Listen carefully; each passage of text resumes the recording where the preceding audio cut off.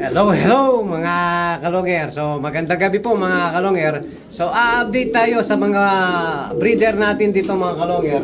Tapos papakita natin, meron pong nagpasuksok sa atin si Idol Tristan Ortega ng Bulacan mga kalonger. So nagpadala po ng ring sa atin. So nag-request sa lahi ni Javier Clacker mga kalonger. So ito po, papakita natin yung pinadalang ring at susuksokan natin na ibon.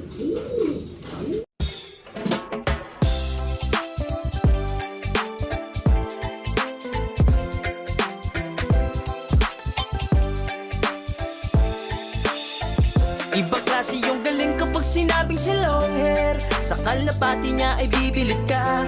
Swabe yung dating, ibong merong linyada. Mga linyadang hindi basta-basta, malayo na ang narating. Kinilusan di puro salita, kaya kilalang magaling.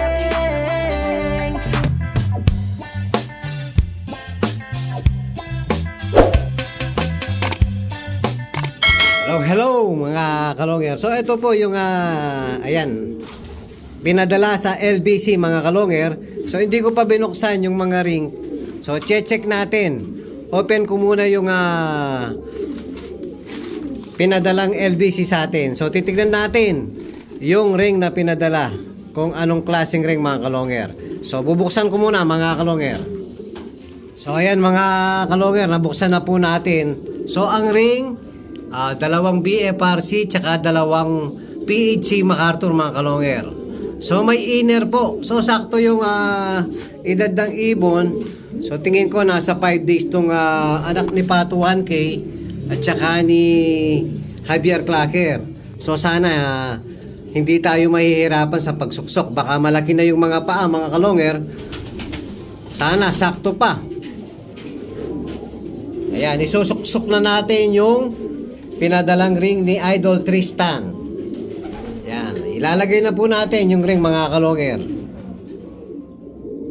So ito mga kalonger, isusuksok ko na yung mga ring. Sana sakto lang. Pag nagkabaligtad to mga kalonger, DQ. So dapat una yung walang labi.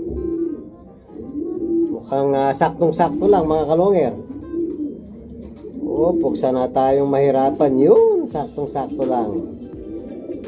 Pag ganitong sakto lang mga kalonger, sigurado maluwag yung yung walang inner. So, kuha tayo ng panghila.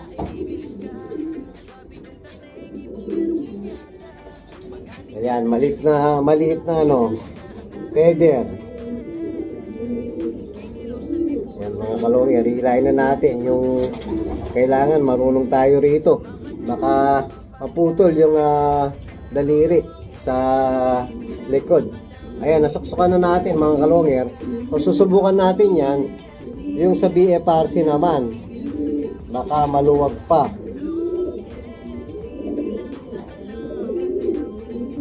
So yan medyo maluwag pa ng konti.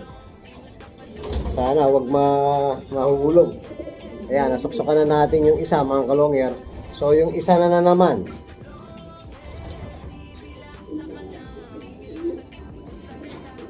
So kung mukhang mas maliit ng konti yung size ng isa.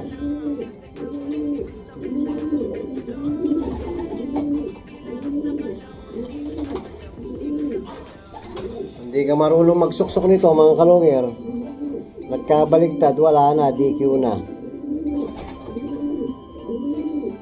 Dapat yung labi nasa baba.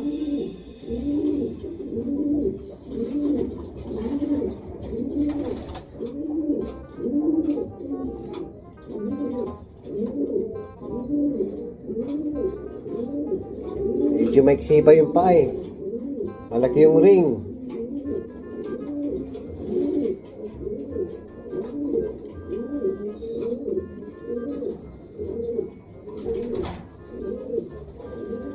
Yun, nasuksukan na natin ng PHC MacArthur. So, yung BBC naman,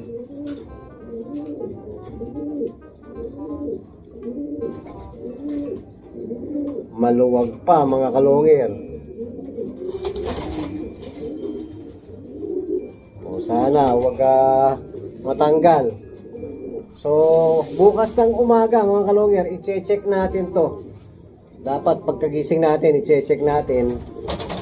Baka mawala yung singsing na BFRC. Ayan o. Ayan, Idol Tristan. Ito na yung request mo na ibon. Anak ni Javier Clacker. Yan, pakita natin uli yung parents mga kalongyer.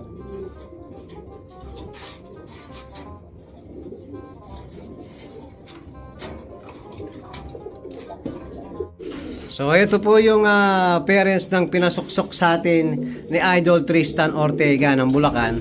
So ito po, direct tatay, Javier Clacker mga kalongyer. Ayan, so ang bloodline nito mga kalongyer, Solo Battenberg, Kuipers, Japan. So ito naman, nanay, si Pato 1K mga kalongyer. So Japan, Pato, tapos Kuipers din mga kalongyer. So, itong hen natin to mga kalongyer, yan, lagi ko kinukwento sa vlog natin. Ayan, napakagaling ng hen na to. Kahit saan ko po ipares mga kalongyer, kumakana ang mga anak. Nagwi-winner po ang mga anak. So, yung pinasuksok sa atin ni Idol Tristan, full sibling po ng nag-contender natin sa Alegre One Low Price mga kalongyer.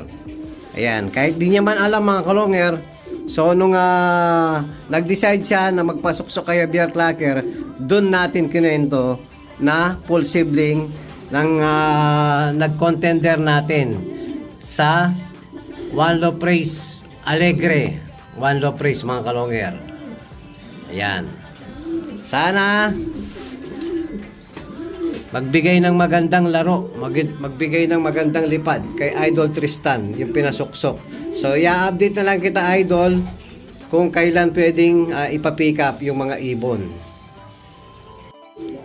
Tapos mga kalongyer, i-update din natin yung pinost natin kagabi lang na anak ni Mang Asin, mga kalongyer. So, pasensya na po sa lahat ng nag-inquire. So, na-reserve na po parehas yung anak ni Lady Maasin.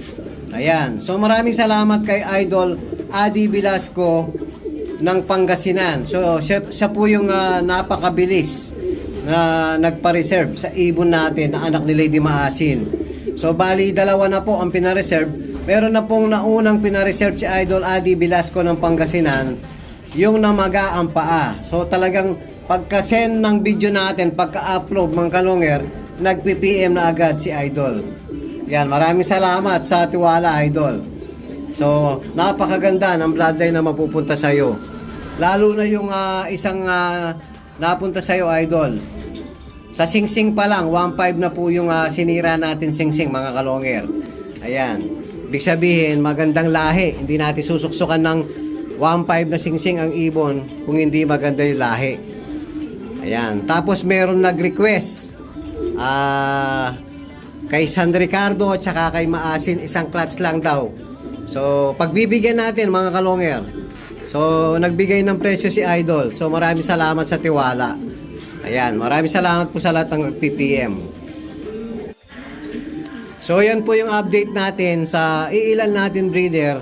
So, sa susunod na araw mga kalongyer yan, i-update pa natin yung mga ibang breeder natin. So, maraming salamat po sa lahat ng nagtitiwala at sa lahat ng nagpa-reserve sa atin ng mga ibon. So, ang dami natin na naka-reserve na ibon ngayon mga kalongyer. So, sobrang daming nagtitiwala sa atin mga kalongyer. So, asahan nyo po, magagandang bloodline ang mapupunta sa inyo mga kalongyer. Ayan, update ko na rin. Ito si Sablon Battenberg. Ayan, nag-itlog na naman, walang pugad. So, may pugad na dito sa taas. May pugad na sa sulok. So, gusto niya, isang pugad pa rito. Ayan, ang style ni Battenberg Sablon yan. Pure Alanchan yan. Tapos nakakross sa States Lupit na galing natin direct kay Paring Jancy Isip. Ayan, maraming salamat sa ibon, Paring Jancy Isip. Ayan, so bibigyan muna natin ng pugad. Yan po yung update natin sa mga warriors natin ngayon. Maraming salamat po mga kalongyer.